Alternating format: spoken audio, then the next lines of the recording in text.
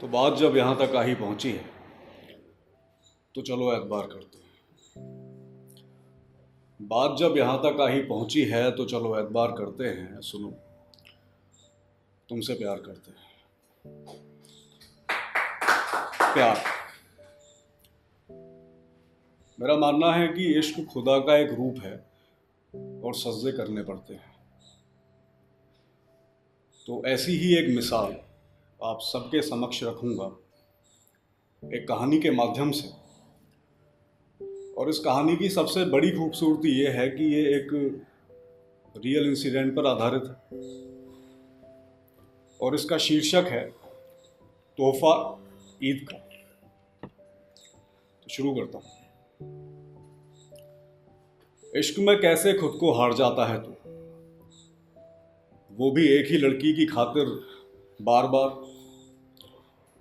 जब उससे सवाल पूछा जाता तो वो हंस जाता, सोचता कि कैसे उन्हें बताए कि उस पागल लड़की के प्यार की जड़ें कितनी गहरी उतरी हुई हैं दिल में उसके।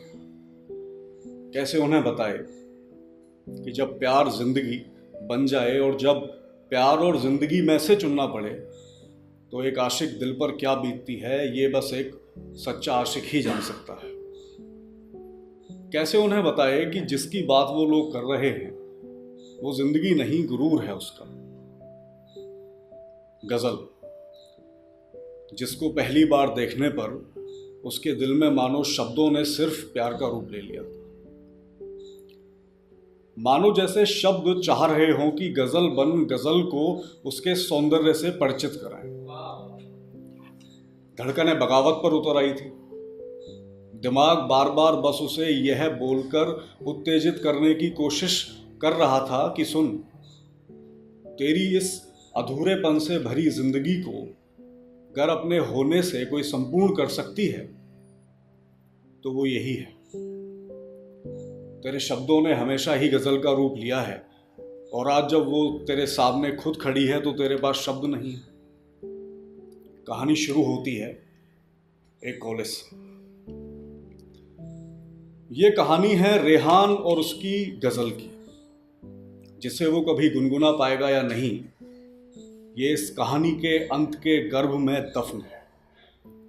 रेहान, जो कि अलीगढ़ मुस्लिम यूनिवर्सिटी में बीएससी सेकेंड ईयर का स्टूडेंट था, बेहद सुंदर, छरहरा, 6 फीट 3 इंच लंबा, गोरा नौजवान, मानो खुदा ने मुसलमान के रूप में किसी ग्रीक देवता को भेजा। यूनिवर्सिटी की सारी लड़कियां उसके पीछे पागल, और क्यों ना। रेहान एक नवाब खानदान की पैदाइश था और एकमात्र वारिस भी।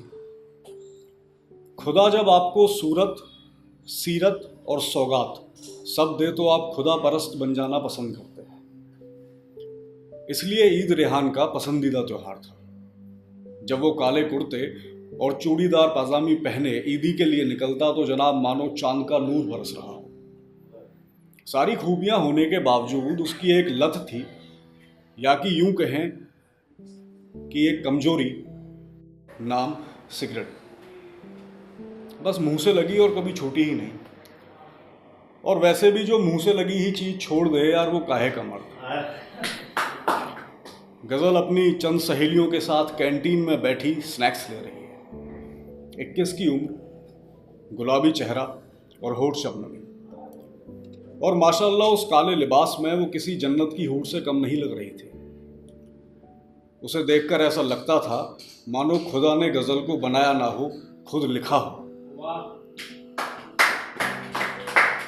उसे देखकर ऐसा लगता था कि मानो खुदा ने उसे बनाया ना हो, लिखा हो, और लिखने के बाद वो कलम तोड़ दी हो जिससे कि दोबारा कोई दूसरी गजल ना लिखी जा सके। गजब का नूर टपकता था चेहरे से उसके, सारी कायनात को पागल कर देने वाला नूर। पर जनाब, इश्क की बीमारी का एक अजब और अलग सा सुरूर है। उसका भी दिल आया तो किस पर? बिल्कुल सही समझा आपने, रेहान सिद्दीकी पर। रेहान अकेला कैंटीन के कोने पर अपने शानदार अंदाज में किसी नवाब की तरह बैठा है, बेहद शांत, बेहद गुरूर में, और अपनी लत को बार बार अपने होठों से लगाता और जैसे ही कुछ कशों में वो दम तोड़ देती तो उसके दम तोड़ने से पहले ही उसकी आत्मा उस जैसे दूसरे शरीर में डाल देता।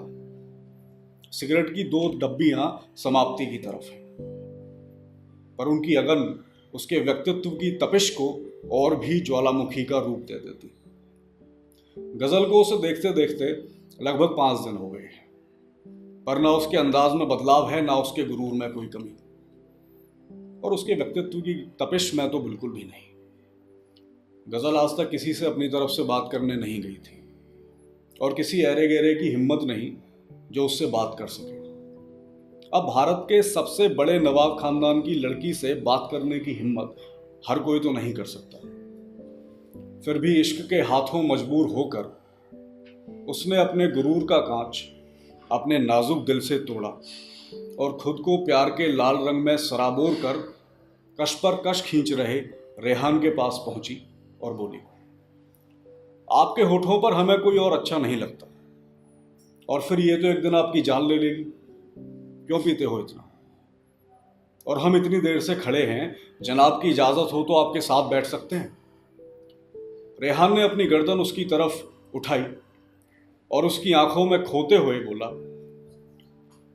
गर जान लेने की कुव्वत और मंशा रखती हो तभी बैठना, फिर होठों पर भी अधिकार देंगे आपको अपने। एक राजघराने की राजकुमारी आज अपना दिल हार गई थी, और इस बात की गवाह उस कैंटीन की वो कुर्सी थी जिस पर वो बैठी। दोनों कुछ देर एक दूसरे को देखते रहे। इश्क में बातें करने के लिए वैसे आंखें ही काफी होती हैं, शब्द तो बस अपना होना साकार करते हैं। बातें हुई और फिर बातें होने लगी। सब कुछ बेहद शानदार था। रेहान और गजल खुद में इश्क की परिभाषा जान पड़ते थे, जैसे दोनों ने सारी कायनात को इश्क का पाठ पढ़ाने का ठेका ले लिया। दोनों बेहद अमीर थे तो इश्क में रंग और ज्यादा रूहानी भर रहे थे। इश्क करते वक्त अगर आप अमीर भी हैं तो आपका इश्क ईश्वरीय हो जाता है। इस शानदार और दिलकश रिश्ते में मानो स्वयं खुदा ने खुद को समेट दिया। प्यार के सारे पड़ाव पूरे कर अब इश्क अपने आखिरी पड़ाव पर है। गजल दिन ब दिन रेहान पर कुर्बान हुए जा रही है, पर सब कुछ होने के बाद भी गजल थोड़ी परेशान थी और नाराज भी। कारण वो कमबख्त सिगरेट।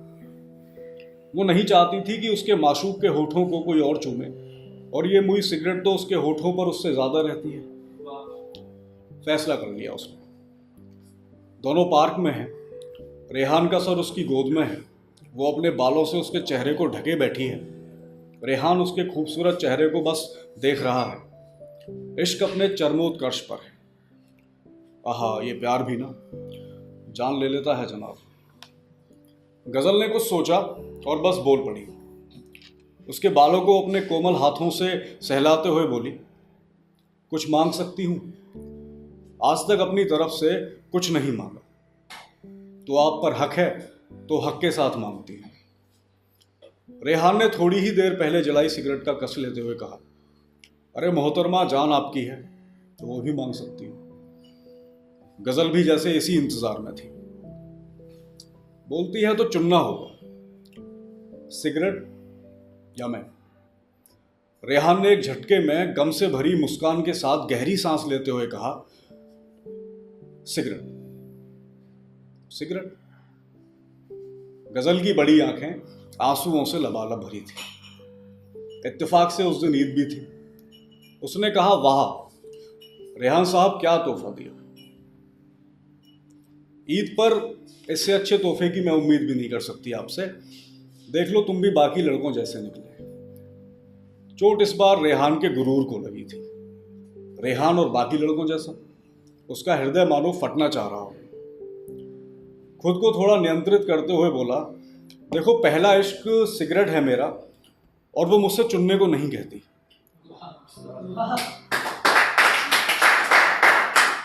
तो पहला इश्क सिगरेट है मेरा और मुझसे कुछ चुनने को नहीं कहती, और ना ही कोई डिमांड है इसकी।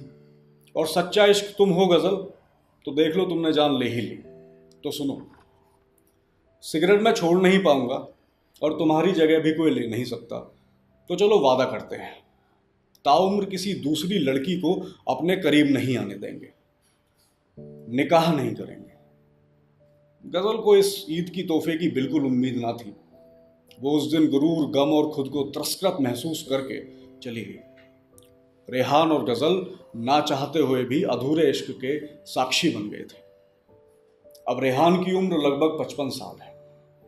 फिर से ईद आई है, रेहान का सबसे पसंदीदा त्योहार, जो गजल के जाने के बाद उसने कभी भी उस शिद्दत से नहीं मनाया जिसके लिए वो मशहूर था।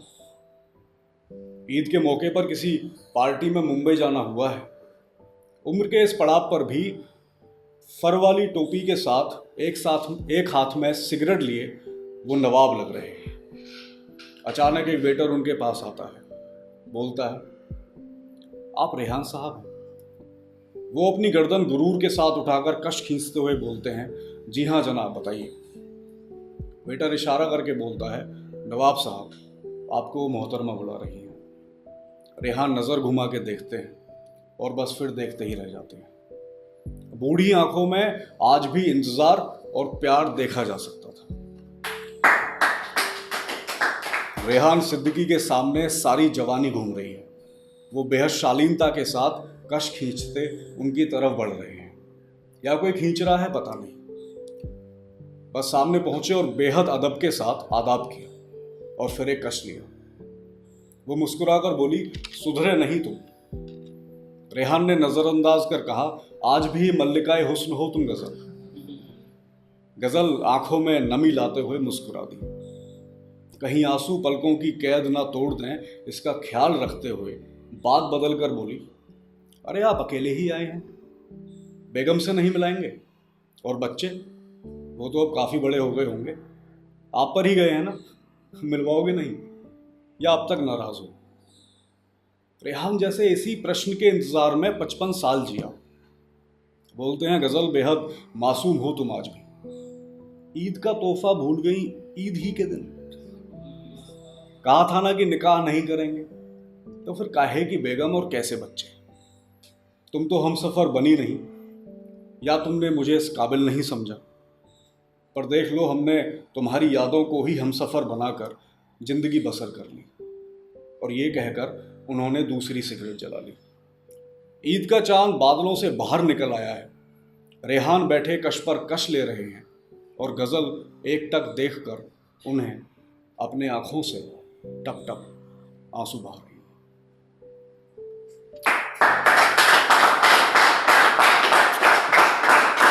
बहुत शुक्रिया। मैं एक छोटी सी बात इसमें और ऐड करना चाहूँगा। जिनकी ये कहानी है उनके नाम मैंने इसमें बदल दिए हैं। हिडन डायरीज के नाम से एक जो प्रोजेक्ट मैं चलाता हूँ, जो वेंचर है मेरा, उसमें मैंने कहानी कवर करी थी। उसके बाद मैंने जो जिनकी ये कहानी है उनको ये सुनाई। आज उनकी उम्र लगभग 75 साल है।